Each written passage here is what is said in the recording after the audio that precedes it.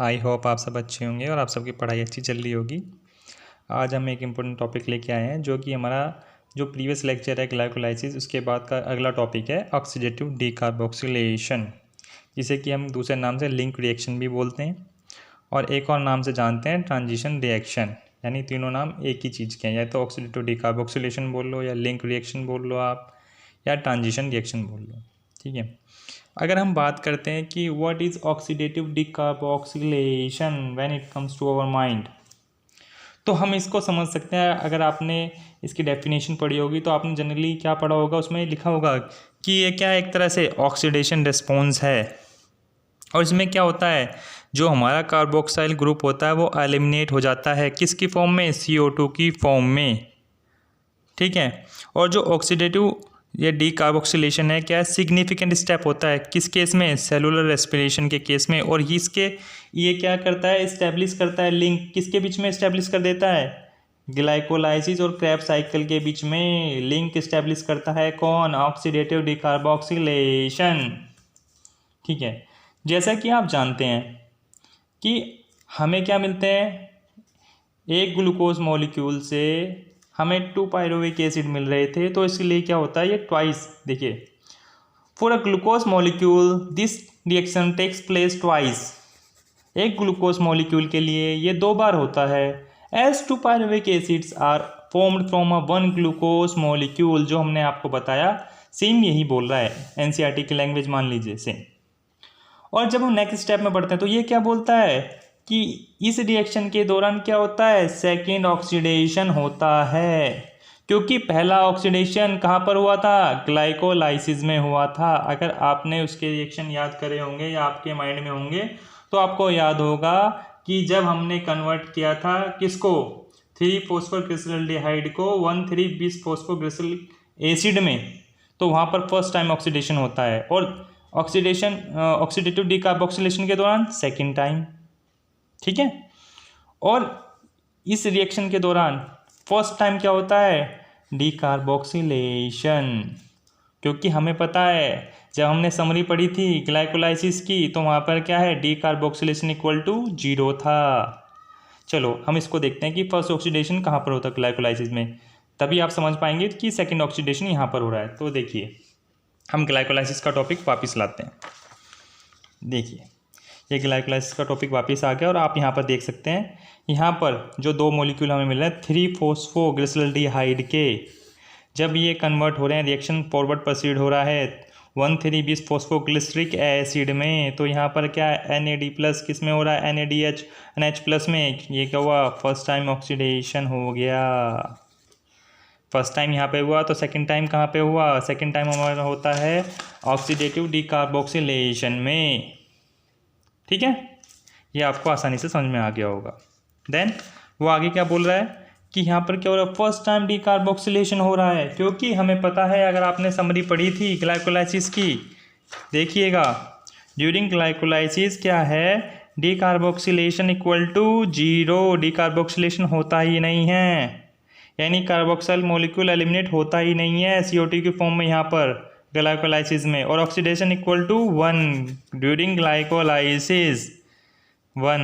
ठीक है, चलो हम आगे बढ़ते हैं। ये हमने पढ़ लिया। अब देखिएगा यहाँ पे क्या है, जब अगले स्टेप में हम जाते हैं तो उसमें क्या है कि ये होता कहाँ पे है। ठीक है, ऑकर्स या टेक्स प्लेस, ये पूछा गया है।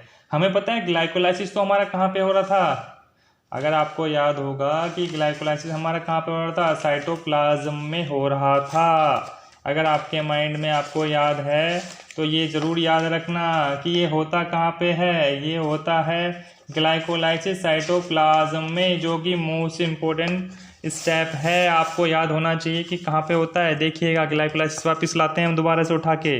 It occurs in cytoplasm of all the living cells, ये इम्पोर्टेंट है। अब इसी की जगह अगर हम बात करें ऑक्सीडेटिव डीकार्बोक्सिलेशन कहाँ पर होगा, ये होगा माइटोकॉन्ड्रियल मैट्रिक्स में। कहाँ पर होगा, माइटोकॉन्ड्रियल मैट्रिक्स में।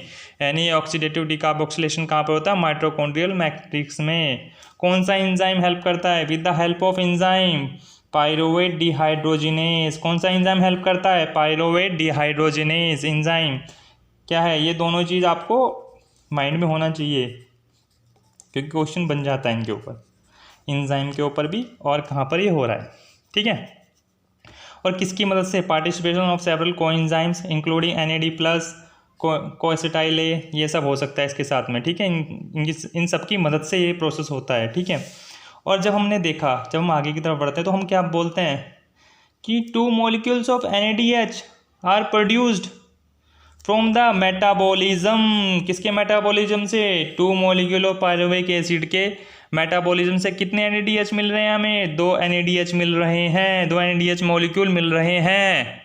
ठीक है, चलो बिल्कुल सही।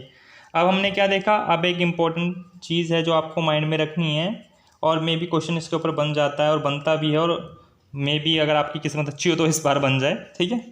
तो क्या है, एसिटाइल कोएंजाइम में, ठीक है, कनेक्टिंग लिंक है। क्या है, कनेक्टिंग लिंक है किसके बीच में, ग्लाइकोलाइसिस और क्रेब्स साइकिल के बीच में। कनेक्टिंग लिंक कौन है, acetyl coenzyme A is the connecting link between glycolysis and Krebs cycle, ये याद रखना भैया। ठीक है। अब हम इसको जो हमने पढ़ा उसी को रिएक्शन के थ्रू बता रहे हैं। पायरुविक एसिड 3 कार्बन कंपाउंड है। ठीक है। हमें अगर रिएक्शन प्रोसीड करवाना है तो हमें किस किस चीज़ की ज़रूरत पड़ेगी, पहला तो भैया हमें एंजाइम चाहिए, एंजाइम होगा तभी हमारा काम होगा, रिएक्शन प्रोसीड फर्दर। साथ में +5 कोफैक्टर्स भी चाहिए, यानी अगर दोनों चीज़ प्रेजेंट हैं तो हमारा ये प्रोडक्ट बनेगा, और अगर दोनों चीज़ में से किसी भी चीज़ की कमी पड़ गई तो ये भैया रिएक्शन नहीं होगा। ठीक है। एंजाइम कौन सा चाहिए, पायरुवेट डिहाइड्रोजिनेज एंजाइम हमें चाहिए इस रिएक्शन को प्रोसीड करवाने के लिए, +5 कोफैक्टर जिनकी प्रेजेंस ज़रूरी है। कौन कौन से, Mg2+, कोएंजाइम ये, ठीक है, NAD+, lipoic acid, thiamine, pyrophosphate, क्या TPP भी बोल देते हैं। ठीक है। अगर ये सब हमारे पास प्रेजेंट हैं तो हमारा क्या होगा, पायरुविक एसिड से रिएक्शन प्रोसीड करेगा एंजाइम के प्रेजेंट में, +5 कोफैक्टर के प्रेजेंट क्या मिलेगा हमें, एसिटाइल कोएंजाइम ए जो कि 2 कार्बन कंपाउंड है, साथ में CO2 प्लस साथ में NADH, यानी ये सब हमें प्रोडक्ट के रूप में मिलेगा। ठीक है। यानी आपको मेन क्या याद रखना है कि सेकंड टाइम तो ऑक्सीडेशन होता है इसके दौरान, फर्स्ट टाइम डीकार्बोक्सिलेशन होता है। ठीक है। और ये कहाँ पर हो रहा है, माइटोकॉन्ड्रियल मैट्रिक्स में हो रहा है। कौन सा एंजाइम हेल्प करता है, पायरुवेट डिहाइड्रोजिनेज इसमें हेल्प करता है। ठीक है। साथ में क्या है, 2 मॉलिक्यूल मिलते हैं हमें NADH के मेटाबॉलिज्म, किसके मेटाबॉलिज्म से, 2 मॉलिक्यूल ऑफ पायरुविक एसिड के, और एसिटाइल कोएंजाइम ए क्या है, कनेक्टिंग लिंक है किसके बीच में, ग्लाइकोलाइसिस एंड क्रेब्स साइकिल के बीच में। यहाँ पे हमारा ये वाला टॉपिक कंप्लीट हो जाता है, जिसका नाम है ऑक्सीडेटिव डीकार्बोक्सिलेशन, जिसे कि लिंक रिएक्शन भी कहते हैं, ट्रांजिशन रिएक्शन भी कहते हैं। ठीक है।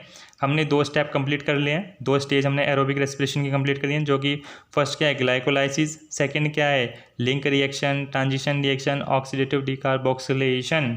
और नेक्स्ट लेक्चर में हम बात करेंगे अगले टॉपिक के बारे में, जो कि है क्रेब्स साइकिल, जो कि मोस्ट इम्पॉर्टेंट है नीट पॉइंट ऑफ व्यू से भी, और वेरियस एग्जाम जैसे कि CSIR और वेरियस जो अदर्स एग्ज़ाम हैं उनमें भी ये क्वेश्चन पूछा जाता है।